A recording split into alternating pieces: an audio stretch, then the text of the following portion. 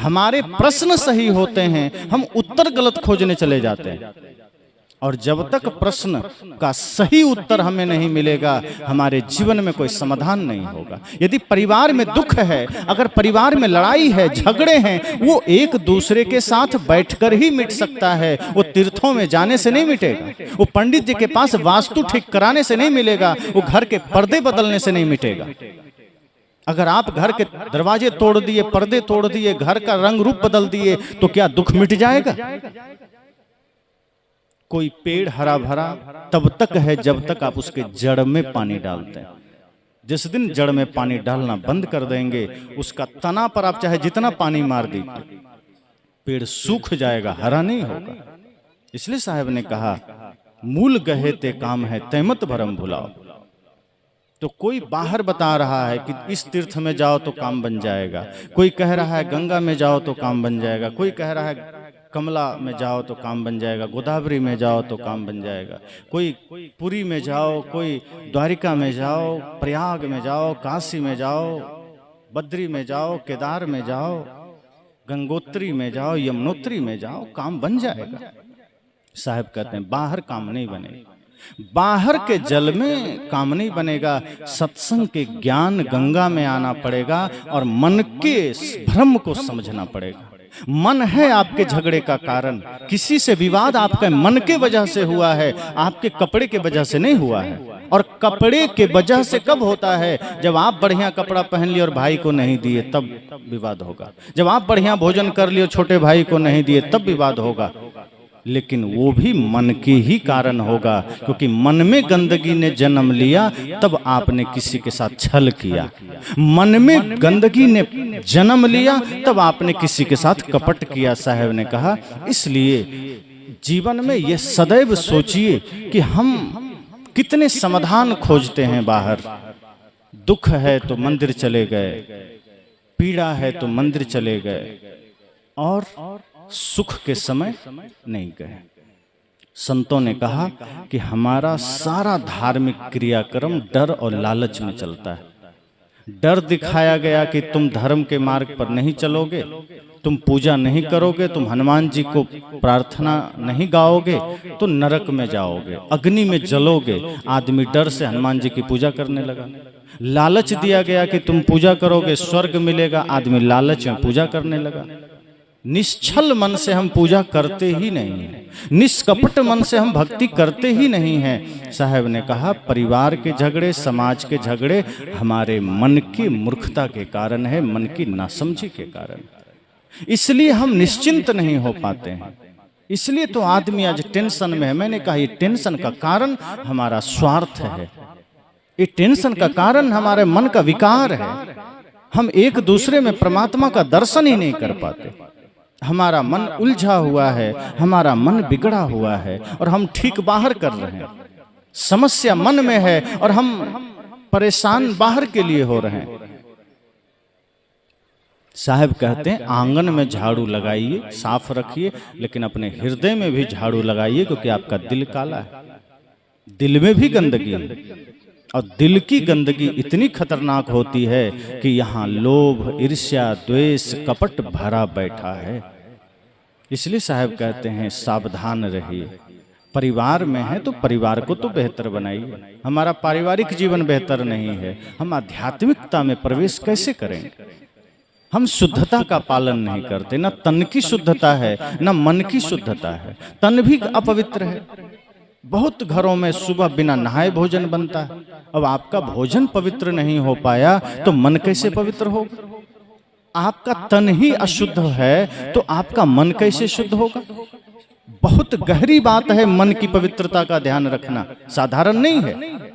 और आदमी के लिए ही ये है, ये जानवर नहीं कर सकते। जानवर अपने धर्म पर है। आपने किसी बैल को देखा जेल में बंद है कि कोई जुर्म में जेल में बंद है? शेर हत्या भी करता है तो जेल में बंद नहीं है, बचाने के लिए पिंजरा में बंद किया जाता है कि इसको बचाया जाए, मारा नहीं जाए। शेर बचाने का अभियान चल रहा है, गीदड़ बचाने का अभियान चल रहा है, गाय बचाने का अभियान चल रहा है, हिरण बचाने का अभियान चल रहा है, चीता बचाने का अभियान चल रहा है, तेंदुआ बचाने का अभियान चल रहा है। और आदमी का कोई अभियान चल रहा है? आदमी पैदा ना हो इसका अभियान चल रहा है कि आदमी पैदा ही ना हो, क्योंकि सारी समस्याओं का कारण आदमी। इस धरती के सारी समस्याएं आदमी की देन है। आप यहाँ से जाएं, रात हो जाए तो आपको डर किससे लगेगा? आज के समय में आप सांप बिच्छू से नहीं डरते हैं, आप आदमी से डरते हैं कि कोई वो ना मिल जाए। आज के समय में सबसे बड़ा सांप बिच्छू आदमी है। आज के समय में सबसे बड़ा कलंक आदमी है। तो किसी जानवर को आपने नहीं देखा पाप करते, वो अपने धर्म पर है। आप किसी गाय को दे दीजिए शराब, मर जाएगी, पिएगी नहीं। आप दे दीजिए मांस, मर जाएगी, खाएगी नहीं।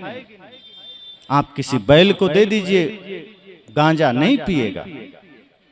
लेकिन आदमी को जो दे दीजिए सब चलेगा, आदमी सब कर लेता है। इसी तरह शेर को दे दीजिए दाल भात सब्जी, नहीं खाएगा, वो धर्म पर है, उसको मांस खाना धर्म है, वो खाएगा। बिल्ली, सियार, भेड़िया, लकड़बग्घा, चीता, जितने जानवर हैं ये सब मांसाहारी प्रकृति ने बनाया, वो अपने धर्म पर चल रहा है। वो जन्म से मांसाहारी है, अपने धर्म पर चल रहा है। और हम जन्म से शाकाहारी हैं, लेकिन जन्म लेने के बाद कुसंग में पड़ करके हम गलत खान पान में लगते हैं। मन बर्बाद नहीं होगा तो क्या होगा? एक अंतर कर लीजिए शाकाहारी और मांसाहारी में। प्रकृति ने खुद ये अंतर दिया है। जितने भी मांसाहारी प्राणी हैं वो जन्म लेने के कुछ देर बाद तक उसकी आंखें नहीं खुलती है, बंद रहती है।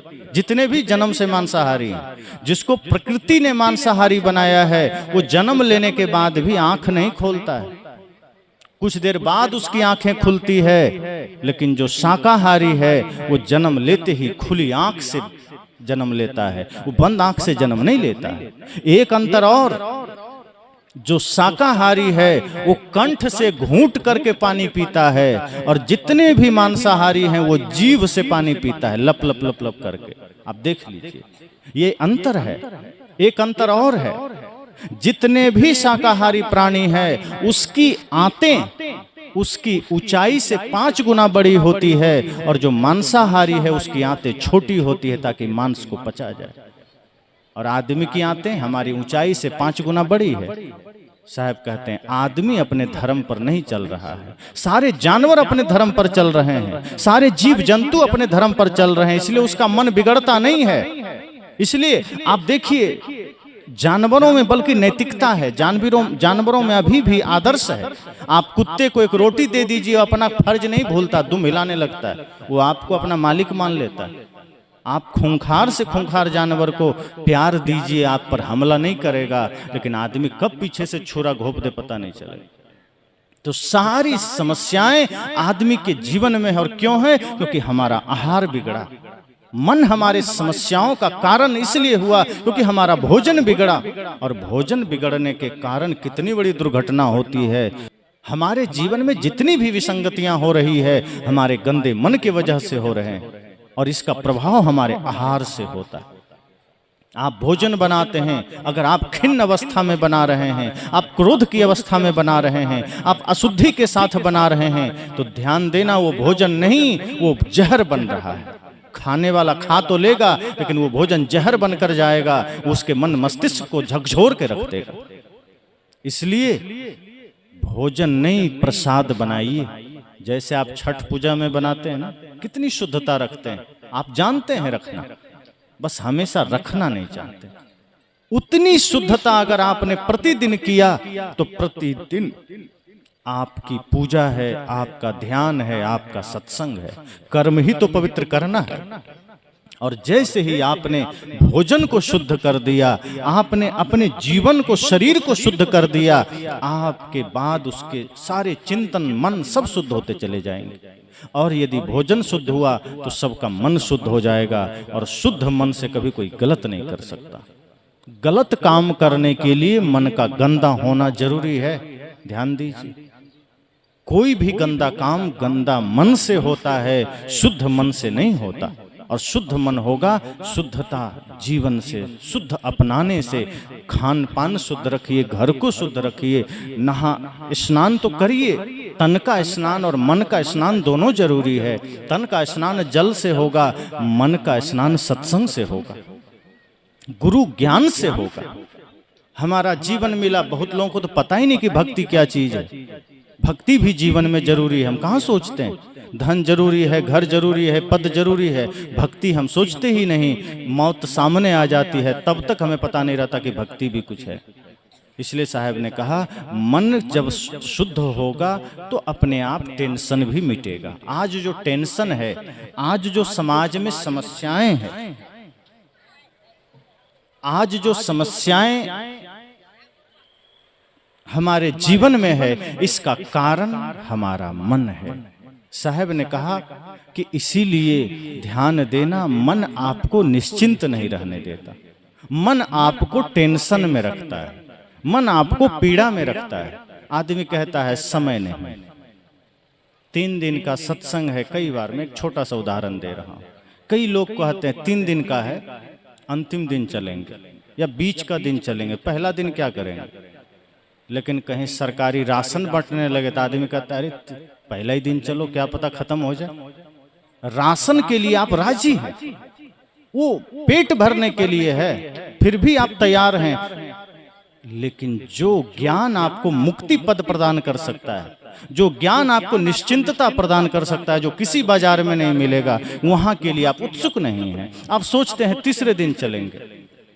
तो हमारी उत्सुकता भी तो नहीं है कि मन को निर्मल भी बनाना है। ये शरीर ऐसे ही थोड़े धारण किया। सोचो अगर कुछ लेके जाना होता तो कितना पाप होता। सब छोड़ के जा रहे हैं फिर भी इतना पाप, सब छूट रहा है फिर भी हम पाप किए चले जा रहे हैं। साहब ने कहा मन का टेंशन ध्यान से मिटेगा, सत्संग से मिटेगा, दूसरा कोई उपाय नहीं, दूसरा उपाय मिलेगा भी नहीं। आप सहरसा चले जाइए, लोगों से पूछिए बाजार में जाके कि कुछ पैसे दे रहा हूं, थोड़ा सा शांति दे दो, सुख दे दो, देगा कोई दुकानदार? जिस दुकानदार से, जिस व्यक्ति से आप कहेंगे ये पैसे ले लो, थोड़ा शांति दे दो, वो कहेगा सामान जितना है ले सकते हो, मेरे पास है, पर जिस शांति की तुम बात कर रहे हो उसे तो मैं भी खोज रहा हूं, मिला ही नहीं। रात में सोने के लिए नींद की गोलियां खानी पड़ती, वो शांति बाहर नहीं है। अच्छा सोचिए, आदमी धन क्यों कमाता है? आप मेहनत क्यों करते हैं? किसी से पूछो पढ़ते क्यों हो? आदमी कहता है पास होने के लिए। फिर पूछिए पास क्यों होते हो?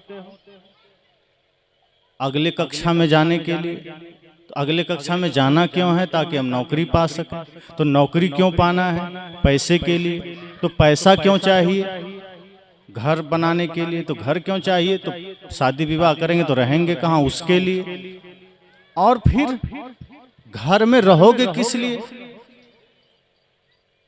तब आदमी चुप हो जाता है, फिर आगे कोई उपाय नहीं है, कोई उत्तर नहीं है, क्योंकि घर में फिर रहता है तो शांति कहाँ है? आरंभ हमने जिस रूप में किया घर में है, अशांति ही तो है। घर में रहकर शांति पा सकें ऐसा काम तो किया नहीं गया, ऐसी कोशिश की नहीं गई। इसलिए साहब कहते हैं मन को देखिए, मन को निर्मल करिए। सारा जोर मन पर है। सदगुरु कबीर ने इसलिए मन को कहा है और सभी संतों ने मन पर जोर दिया कि मन ही तो समस्या पैदा करता है, मन ही तो विवाद पैदा करता है। दो भाई के बीच एक दीवार खड़ी कौन करता है? मन करता है। दो परिवार में फूट कौन डालता है? मन डालता है। दो भाई थे, बड़ा प्रेम था, एक ही गुरु से दीक्षा ली, शादी नहीं हुई थी, बड़े की हो गई थी, छोटे की नहीं हुई थी। गुरुजी बड़े ज्ञानी थे, शांत स्वभाव के थे। सत्संग किया, दोनों भाई ने सत्संग कराया और दोनों ने माला भी लिया। इतना प्रेम था कि एक ही थाली में दोनों भोजन करते थे, एक ही साथ उठना बैठना, गले मिलना। गुरुजी चले गए। 7 साल के बाद पुनः बड़े भाई ने गुरुजी को सूचना दिया, गुरुजी घर में सत्संग रखे हैं, बड़ा समय गुजर गया, आप आए नहीं, पुनः आपको आना है। संत ने कहा ठीक है, तुमने बुलाया नहीं तो मैं आया नहीं, अब तुम बुला रहे हो मैं आ जाऊंगा। संत आ गए, सत्संग हो गया, भोजन का समय आया। तब संत को याद आया कि अरे तुम्हारा छोटा भाई भी तो था, वो कहाँ है? तो बड़े भाई ने कहा गुरुजी नाम मत लीजिए, बस भोजन करिए, छोड़िए। संत ने कहा अरे कैसी बात कर रहे हो, जब मैं यहाँ था तुम्हारे पास 7 साल पहले तो दोनों एक साथ तुमने दीक्षा लिया था, एक साथ सत्संग में मेहनत किया था, एक साथ तुम सब काम किए थे। आज मैं उसको पूछ रहा हूँ तो कह रहे हो नाम मत लीजिए। उसने कहा हाँ हाँ बस आप भोजन करिए, रहने दीजिए, नाम मत लीजिए। संत ने कहा वो रहता कहाँ है ये तो बताओ, है कहाँ? कहा वो सामने ही पड़ोस में घर बनाया वहीं रहता है। कहा बात क्या है? कहा 7 साल हो गया जब से आप गए तब से बात बंद है। कहा तुमने माला लिया है, दीक्षा लिया है, सत्संग तुम कर रहे हो और भाई को तुम बुलाया नहीं। कहा नाम मत लीजिए, बड़ा उदंड है। संत ने कहा तुम्हारा छोटा भाई ही तो है और तुम उसको बुला नहीं रहे हो, मुझे भोजन दे दिए। संत ने कहा मैं भोजन ही नहीं करूंगा, जब तक तुम छोटे भाई को नहीं बुलाओगे मैं नहीं खाऊंगा। उसने कहा गुरुजी जिद मत करिए, खा लीजिए। संत ने कहा मैं तुम्हारे गांव और तुम्हारे घर में रोटी खाने नहीं आया हूं। ध्यान देना, संत कभी रोटी खाने नहीं आते, वो तो जहां है वहां भी खा लेंगे। संत के आने का अर्थ इतना ही होता है कि दो टूटा हुआ दिल एक हो जाए, दो टूटा हुआ परिवार एक हो जाए, दो टूटा हुआ समाज एक हो जाए। संत ने कहा मेरा आना रोटी के लिए नहीं, तुम्हें एक करने के लिए हुआ है। अगर किसी कारण से, किसी विचार से, किसी मानसिकता से तुम दोनों भाई में कोई दीवार खड़ी हो गई है, मैं उस दीवार को गिराए बिना एक अन्न नहीं ले सकता। भाई, बड़े भाई को भी लगा कि भाई गुरुजी तो जिद पर आ गए, अब क्या करें? कहा गुरुजी मैं बड़ा हूं, मैं कैसे जा सकता हूं उसको बुलाने? कहा यही बड़ा तो अहंकार का कारण है तुम्हारा, यही अहंकार तो तुम्हें अलग किया है। अरे क्या बड़ा हो तुम, एक दिन मिट्टी में मिल जाओगे। बड़ा क्या, मैं बड़ा, ये तुम्हारा मैं क्या बड़ा? मैं बड़े बड़े लोग मिट्टी में मिल गए, तुम भी मिल जाओगे, मैं बड़ा? ये मैं तुम्हारे समस्या का कारण है, तुम कुछ भी नहीं हो।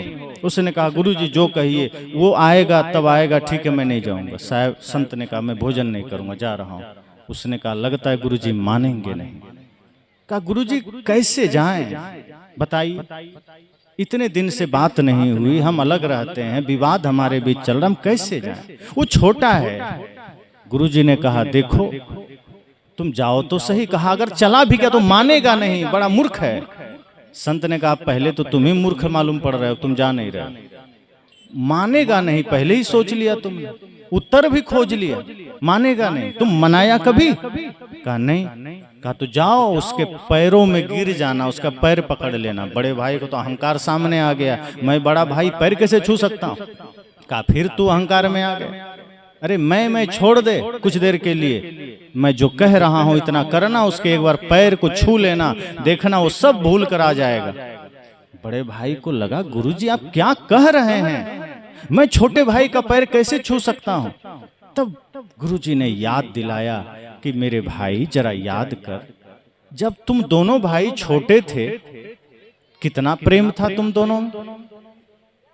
जब तुम्हारा छोटा भाई चल नहीं पाता था ठीक से, तुम थोड़ा बड़े थे तो तुम साथ में खेलते